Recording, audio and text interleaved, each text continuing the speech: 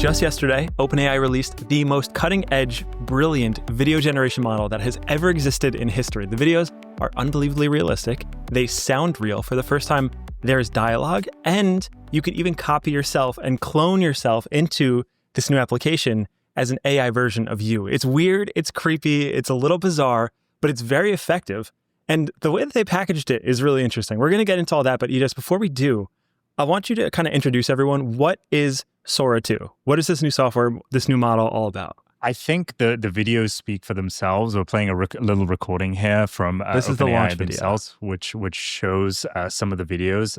So you can see a mixture of different crazy things of like a man riding two horses at once, a dog in space eating tennis balls, crazy stuff, but also some super realistic stuff as well, Josh. Like, as you said, you could feature yourself or your friends in it, scaling a mountain if you've never climbed before, or skating with a cat above your head, as you're seeing on the screen right now. Just crazy things like this. So this is OpenAI's latest and greatest text-to-video model. Now, if that sounds familiar, it's because we've spoken about Google's VO3 in the past. This is OpenAI's punchback and response to that. And Josh, I wanted to hate it, but it's really, really good. It's impressive, It's really impressive. And it's impressive for a few different reasons. First and foremost, the graphics are insane. They're like super realistic. It reminds me of like, do you remember the Will Smith spaghetti meme? Or the test, rather, where we would run it through like the early versions of Midjourney, and it would just look so ridiculous. Now, I actually did the spaghetti test myself. It looks super realistic. So the graphics are insane. But Josh, the physics. Have you tested out the physics for this thing? I actually have a demo that I want to demonstrate here. Look at this. This is not a real person. Yeah, this is one of the coolest parts for me. I think we're going to get into a lot of reasons why most people actually hate this release. But I think one of the reasons why I love this release, and one of the things I think this model is kind of disguised as, is this really high-end physics engine where it really has this deep understanding of the world around us, and as a result is able to generate this unbelievable content. I mean, this is the textbook glass test for people who are listening. When you pour water in a glass and an arrow is behind it facing one direction, upon the water reflecting against the arrow, it should flip directions, and it passes the glass reflection test. So what this shows is there actually is this very deep understanding of physics, and I think that's one of the biggest driving forces to making this model feel so real. I think as humans, we're kind of just used to these expectations we have of how the world works, and when they break, that's when the videos start to feel fake. This very much does not break. It looks really good through and through. So in addition to this amazing physics engine, there was one additional feature that was also equally as exciting for me at least, which is audio and dialogue. Ijas, please walk us through. Yeah, so in the opening trailer that OpenAI released to demonstrate this product that you can see on your screens now if you're watching, it says everything you are about to see and hear was generated by Sora 2. Let's watch a quick clip. 1 year ago, Sora 1 redefined what was possible with moving images. Today, we're announcing the Sora app. This isn't Sam, by the way, but it sounds like him and it looks like him. It's the most powerful imagination engine. So the point is, if cool. you wanted to get a character to speak and say something, you can type up the dialogue.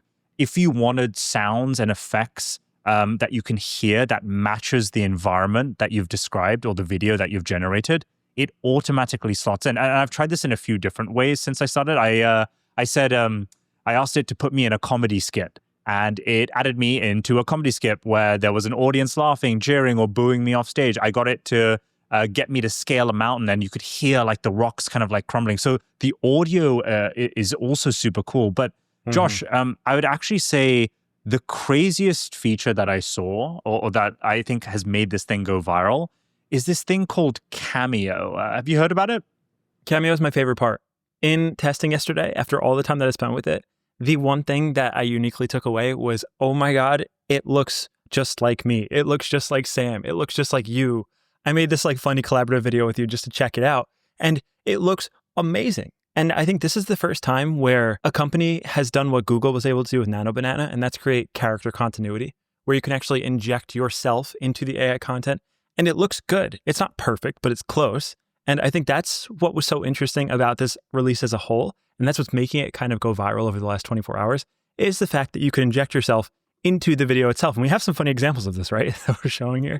Yeah. I mean, just to kind of summarize what this does is you can basically add yourself into any video that you want to create. So you could be the protagonist, you could be the side character or support character. It's whatever you want. But what's cool is you could also feature your friends or anyone that you follow, maybe your heroes or the influencers that you like. And that's where it gets really crazy. It kind of like, the way I was thinking about this, Josh, is it kind of breaks the barrier of knowing someone. Even if you either know them directly or you don't know them, you can feel closer to that person that you've followed or whatever that might be. So in this example that I have on screen, this guy who has never met Sam Altman in his life decided to create a video where he goes on an adventure with Sam. And it looks super realistically. Sam follows him all around. He interacts with OpenAI employees, which, again, he's never met.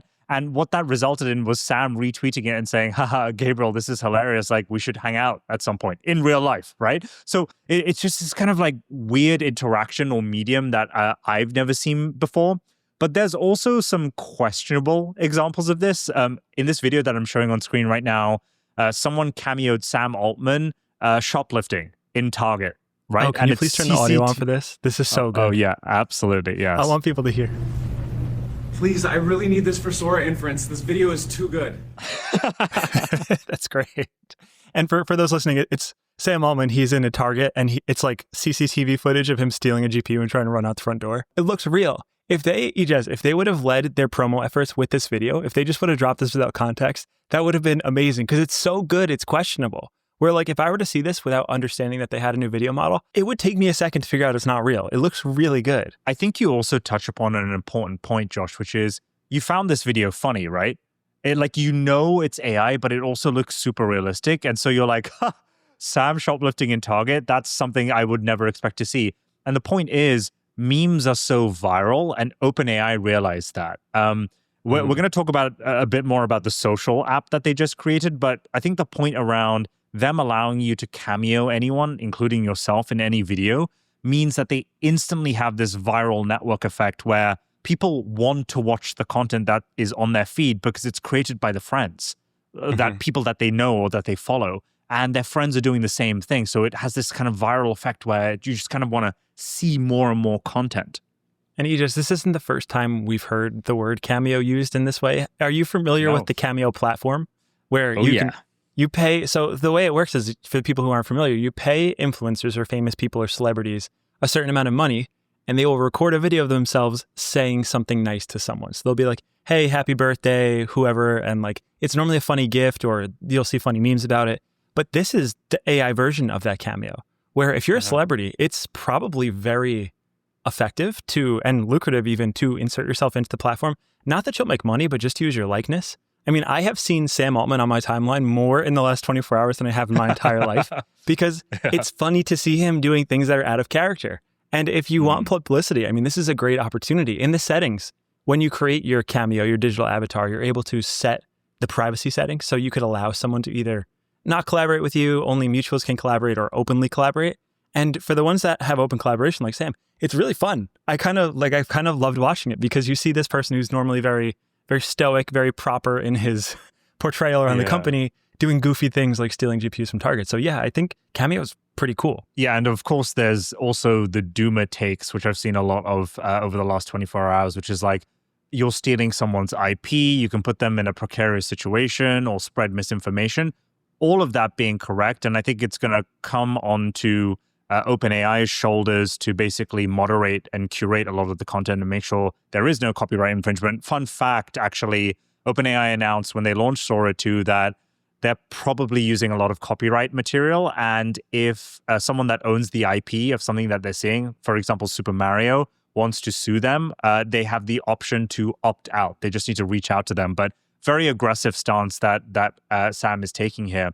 But Josh, the other headline news about this Sora 2 launch isn't about the video model itself, but how they surface it to users. They created a brand new social media app. This is where things get a little weird because you'll remember just like 2 days ago, we were just like, hey, this new meta feature that creates AI content that kind of looks like TikTok, we don't really like. Unfortunately, or fortunately, I guess depending who you're asking, OpenAI did the same for this release, where in order to access Sora 2, you actually need to download a new app, get a beta code, sign up, and then scroll an algorithmic feed that surfaces these videos that we've been showing. And it is amazing tech, but an interesting way of delivering it. Now, I do want to give OpenAI credit. Their advantage is that they almost always close the product loop. So like they had GPT and it kind of crystallized into ChatGPT. Now they have Video Gen and it's kind of crystallizing into Sora. So they're taking the tech and they're doing what Google has kind of failed to do, which is just create good products around it to like lock it in its place. But this product seems a little questionable. I think we've kind of notoriously been against the AI slop. This is an AI exclusive platform. Basically, you sign up and you are only allowed to post AI generated videos, whether it be with your face or without. The entire algorithm is just designed to get you to scroll this feed. And we actually have an example of this right now, but there's a cool additional thing that we saw on top of this. I don't know if this is the first time, but one of the earlier times, which is sign in with ChatGPT HS. I haven't seen this out in the wild just yet. I think they offered it to a few third-party developers, but this is the first instance where we see a really curated sign-up process. For those of you listening, when you log on to the app, you sign on with ChatGPT or Gmail or whatever that might be, and I would say it takes under 90 seconds to sign up. The coolest part is what I would consider a 5-second facial scan and voice recognition. You're seeing it on screen right now where Josh is looking at a bunch of numbers, he's reading them out, and then it's asking him to direct his head in particular directions. So it gets all kind of like angles of your face, so it knows how to portray you. And after that, you're done. It can basically put you in any video and make it sound like you and look like you. Everything from like you jumping up high on a trampoline to you speaking and it mimicking your lips and accent perfectly. It's pretty insane. So Josh is like retaking it now. I think a lot of people actually retake this scene because it affects how high fidelity it is. And then once you're in the app, you'll see this screen here where you can basically define where you want your content to be spread, whether it's to only yourself, people that you approve, or everyone. And I've kind of gone rogue, Josh, and I've gone with everyone. But that's the onboarding process. Super simple and easy. And they've done the viral thing where I think each person that logs on gets like 5 invites and you just send it to 5 more people and then they get 5 more invites. So I don't know how many users they've taken on board, but it's a pretty slick process. The most amazing part about the onboarding process was how easy it is to clone yourself. So that process that you saw where you scan your face, it has 2 purposes. One is to actually verify that it's you. So they're diagnosing the fact that you're actually a real person and you're not trying to clone someone else that isn't you. And then the other is, as you're saying these 3 numbers, which serve as verification, they also serve as voice identification. And using just 3 numbers that you say out loud, they are able to generate a pretty accurate version of your voice to then use in the videos. So I think the onboarding process was very clean, very slick, very impressive. Normally, when you're feeding AI models data to emulate your voice, you need to give them like quite a bit of words, at least a couple of sentences. This was 3 numbers. So whatever magic they're doing, it's working. It works really well. And I guess now we can kind of get into takes, right, of what people are saying about this, because it's been a mixed bag of reviews from people all over the internet, right? Before we get into takes, I just want to say I wanted to hate this product, Josh. To your point, we spoke about Meta's version of this that they announced a few days ago, and we were like, this is the end of entertainment. Like everyone's going to read or watch garbage slop and our attention spans are going to dwindle to 0. But after I started using the product, I was like, I can see why I would want to engage with my friends more with this. I can see how this could potentially be a productive thing, a very creative thing.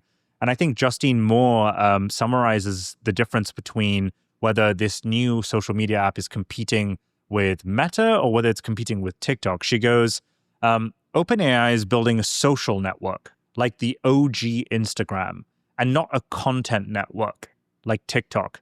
They're letting users generate video memes starring themselves, their friends, and their pets, and it sounds like your feed will be heavily weighted to show content from friends. This feels like a more promising approach. You're not competing against the other video generator players because you're allowing people to create a new type of content. And the videos are inherently more interesting, funny, engaging, because they star the people you know. And I can't help but agree with this.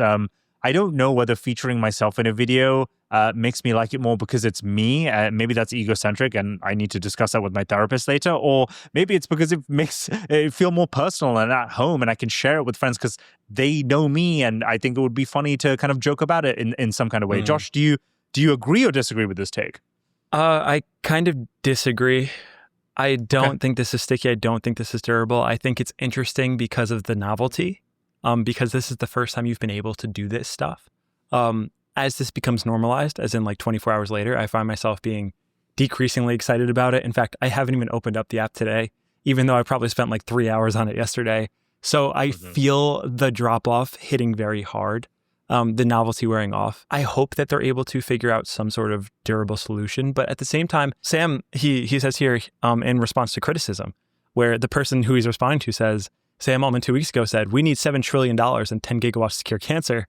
And then Sam Altman today is saying, we are launching AI slop videos marketed as personalized ads. So we're getting mixed signals from Sam. And Sam's response to this, which I appreciate the fact that he responded, he said, I get the vibe here, but we do mostly need the capital to build AI that can do science. And for sure, we are focused on AGI with almost all of our research effort.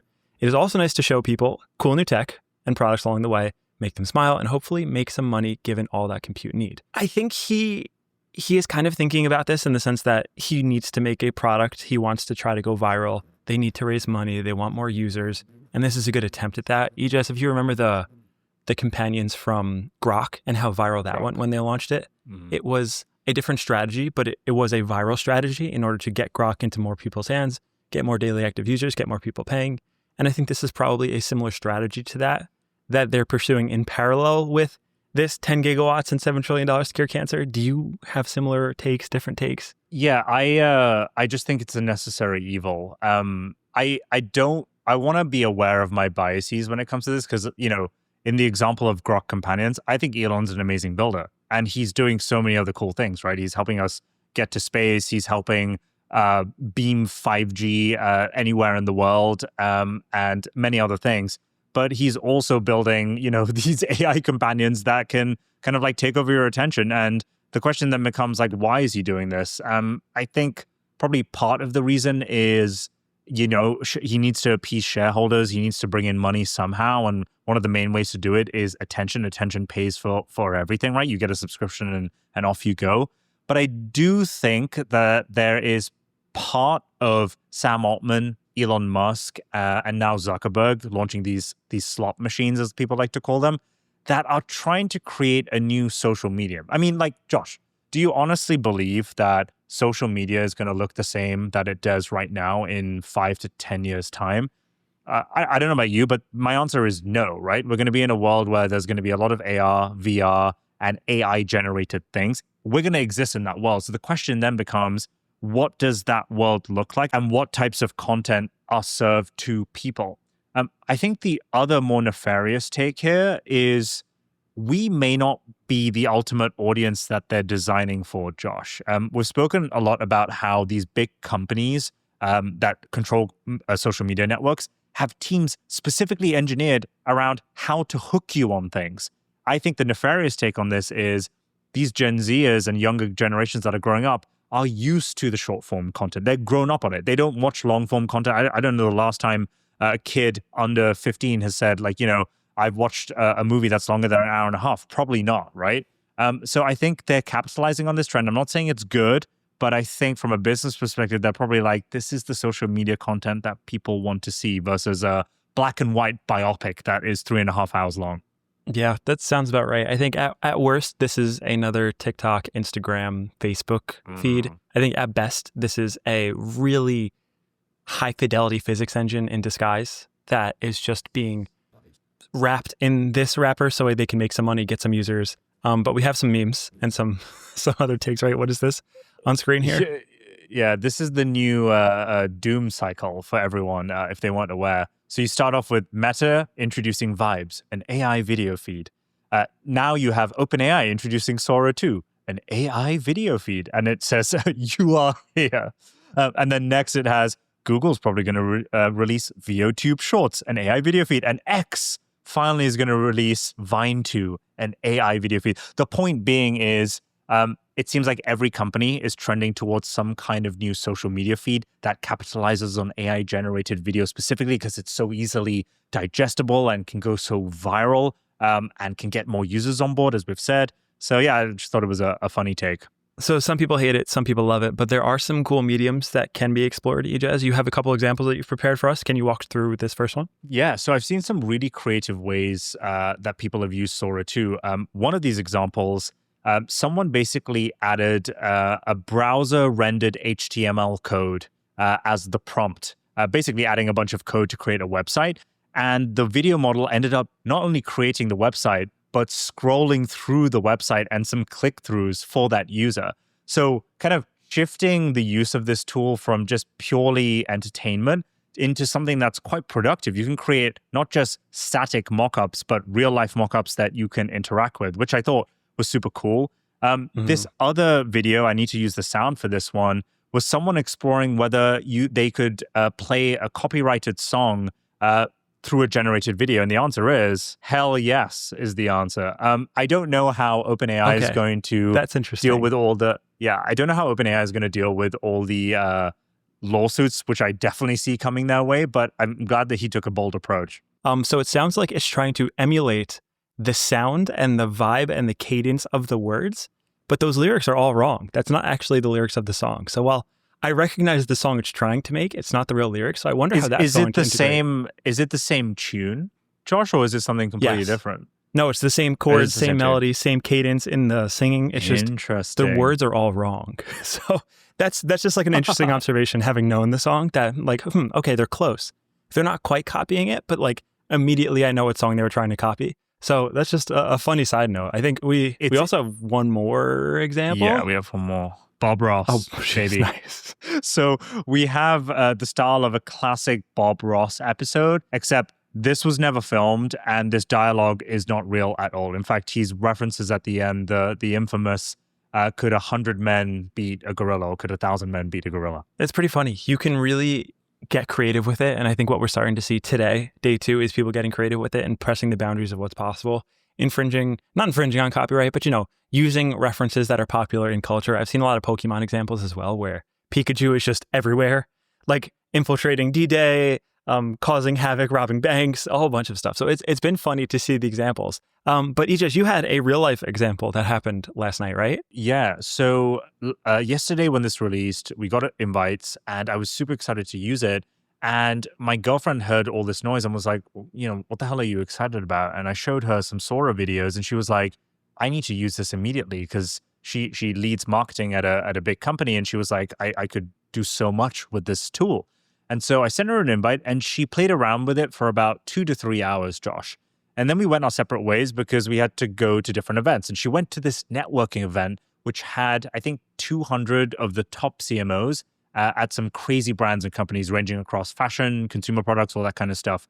And they went around the table, each explaining about a bit of content that they watched recently that they enjoyed. And because Sora had just released, she was the only one to speak about Sora. And the only way I could describe the reaction was she was inundated with people asking for invite codes and for her to generate video prompts that they had come up with as she explained what it could do.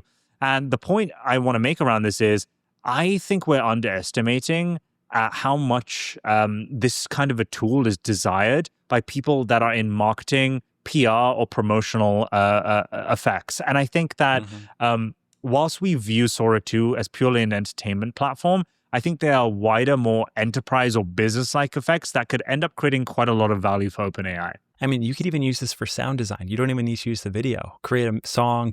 You could copy a song without actually infringing on copyright. There's a lot of utility to the model, which is why I'm not sure how to feel, because the model is fantastic. It is so good.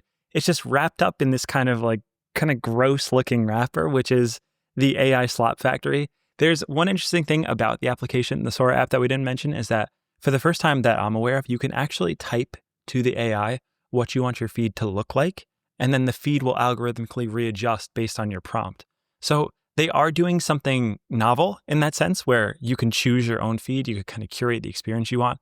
But whether that experience is something I want to lean into and fully support, TBD. Like, I don't know. I don't know if it's going to be a serious problem because I don't know how long this will last. But I think the actual physical, like digital model is fantastic. And I hope that people figure out ways to creatively extract value out of that. It's something cool. It's something novel, but I think they need to introduce a few new sticky loops before this becomes like a truly viral thing. But that is all on the agenda today. Well, thank you for listening. I hope you guys enjoyed today's episode. As usual, Josh and I, we feel the vibes on things. When there's a new product launch that we get super excited about, especially ones that we can use in real time, we go hammer and tong to give you the best content and update and our views on it as soon as we can. But you know what's more valuable than our views? Your views. The feedback that we've seen and heard from you guys via comments, likes, DMs, sharing has been invaluable. And I just want to encourage you guys to please keep doing it. If the feedback is good, if the feedback is bad, let us know. DM us and share it with all your friends. And we will see you on the next one.